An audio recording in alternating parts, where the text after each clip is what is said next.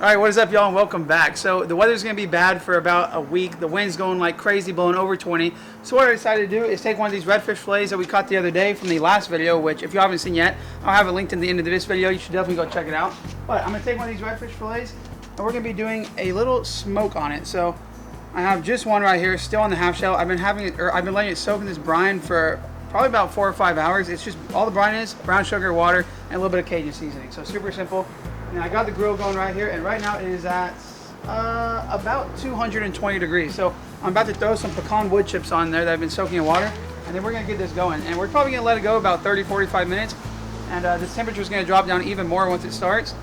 And I think it's gonna work out pretty well. Last time I smoked a fish, it did not turn out how I wanted it to. So I hope this one does. And then after we're done with that, we're gonna take it and make it into a nice smoked redfish fish dip. So let's get right into it and put these wood chips on and start getting this fish nice and smoky.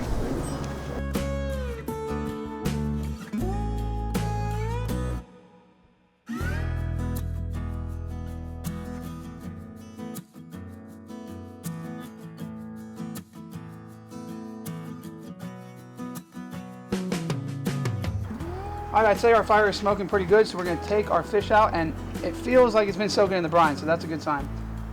Lay it scale side down, right off the fire, close it back up, and start letting it go. So now as we're sitting here, all I'm going to do is just monitor the temperature, and if it starts going up too high, I'll just close this off right here a little bit, or if it's too low, I'll open that back up, and then I can also plug it from up here. So I'm going to let this go for about 30 minutes at this temperature. Like I said, it's at 220 right now, and then I'll shut it off and just let it fill with smoke, and it'll be done. So, well, it's been about 30 minutes here. My alarm just went off. I'm about to open up the grill and check the fish. Well, as you can see, the fish is starting to get that smoke layer on it, although it's still really soft and juicy, and I think it needs probably about another 20-30 minutes until it is done. It's definitely getting that little crusty smokiness on the top, and it's looking like it's smoked, but in the last about 5 or 10 minutes here, the smoke has kind of slowed down. Even though the heat's still here, it's just not smoking as much as I would like. So I've opened it up, blown on the fire a little bit, and I'm going to try to get it to start pushing smoke out again.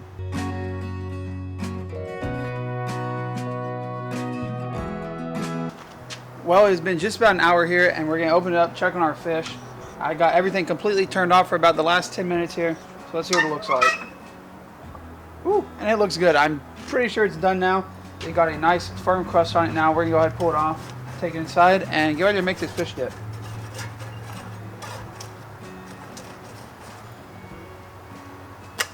Perfect. So before we get into making the fish dip, I just wanted to give it a taste real quick and let y'all know how smoky it is. So we're just going to grab a piece off from right here. Oh, that's a big piece. No, we don't need that big. Just going to grab a piece right out of the middle. Oh, perfectly flaked off. Looks great, still super white, still super juicy on the inside, but has a perfect crust on the outside. So let's give it a little bite right here. Yeah, super smoky, just like I wanted. Really happy with that. I'm gonna finish this little piece, and then we're gonna get right into making this dip. So our two main binding ingredients for this fish dip is gonna be cream cheese and Duke's mayonnaise.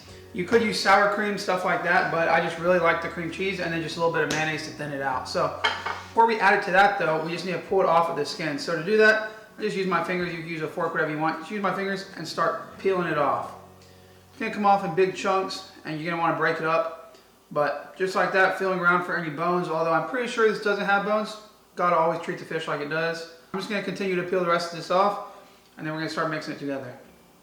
Well, I just got finished breaking up my fish. I have some of it that's kind of mushed up little pieces and some that is left in big chunks, which is exactly what I want. A little bit of difference in the texture, and now we're going to start just mixing together. So in the past, whenever I've made this, I've done way too much like mayonnaise and cream cheese and not enough fish. So today, since I just have one fillet, I'm going to do just a nice scoop of mayonnaise. Nothing crazy, like a tablespoon, well, probably 2 tablespoons. And then we're going to move into our cream cheese. We're going to go for about that much cream cheese right there, which is probably around, I don't know, 1/4 of a stick. I'm just gonna mash it up and kind of stir this together, breaking that cream cheese up. Once I get it moved around a little bit, I'm gonna add in my fish. So I'm just gonna start out with a big handful of fish, throw it in, and then start mashing it together with the cream cheese.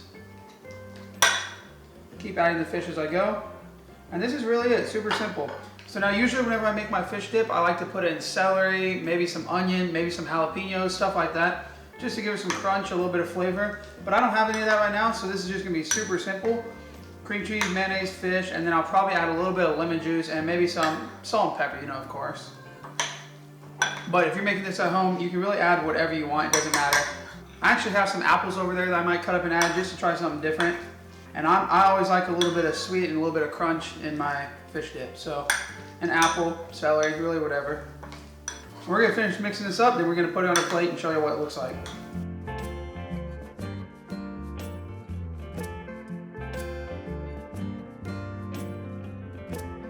Well, the fish dip is completely done. I'm gonna go ahead and give it a taste. So we got the club crackers, that's the only way to go. Just take a bite from the side. Got an apple in there, a couple pieces of apple, a lot of fish. Let's go for it. And that right there is absolutely perfect. The fish is super smoky. There's not too much cream cheese, not too much mayonnaise, just the right amount. And the apple gives it a perfect little added sweetness. So I'm gonna go ahead and take another bite. But before I do, I just wanna say, I hope you all enjoyed watching today's video. Thank y'all so much for watching.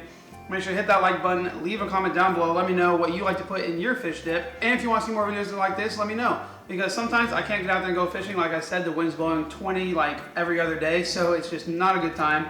And this is just something easy I can do. So like I said, thank y'all so much. I hope you all enjoyed. That's all I have for you right now, but until next time, peace.